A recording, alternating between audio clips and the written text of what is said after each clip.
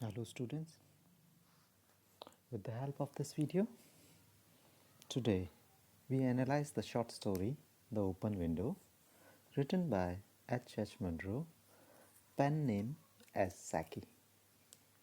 As we described in earlier video, Introduction to the author, in this video we make a summary of the story. Hence, Mr. Frampton Nuttall had some nervous alignment or depression. The doctor advised him to take a complete rest without mental excitement or physical exercise. They did not regard food as very important. So his sisters suggest a change of place, a short stay in some rural environment might to do him good. But living alone and aloof from others could do him harm. So she gave him a few letters of introduction to her friend in the village. Mr. Frampton carried a letter for Mrs. Stapleton. He had never seen the lady before, nor did he know about her anything definitely. His sister had lived there 4 years ago in the house of the churchman. He went to the house of Mr. Stapleton. He was received by a young girl of 15 years. Her name was Vera. She made him wait a little till her aunt came downstairs. In the meantime, she engaged him in conversation. She learned soon that Frampton was a total stranger to the place. So she took into her head to play mischief to frighten him. She cooked a story that it was the third anniversary of the disappearance of her aunt's husband and her two brothers. Although all the three, followed by a dog, had sent out to shout birds in the marshes. They had gone out with their guns through the window. They never came back. Perhaps they had sunk in marshes. Even their dead bodies could not be recovered. But poor aunt still hoped that they would come back someday. So she kept the room window open till it was dark. Her husband had carried his white waterproof coat over his arm. The aunt's youngest brother was in the habit of teasing with his song Britty, why do you bound? The girl enacted the drama very well. She shuddered and said that the missing person would all walk in through that window.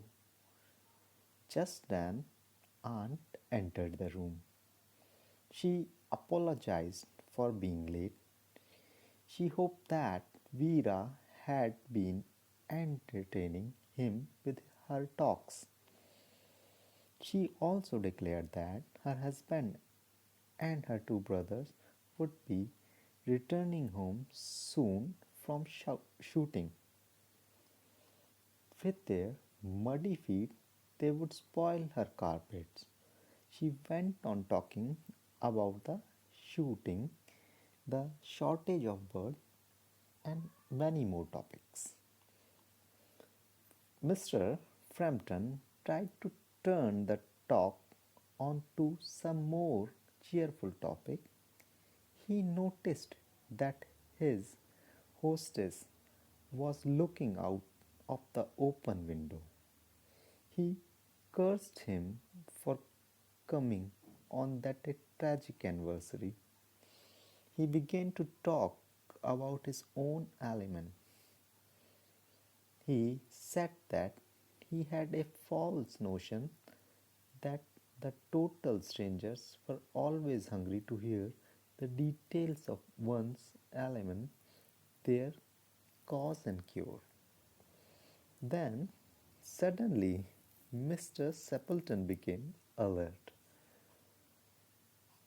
She saw the shouting party returning home.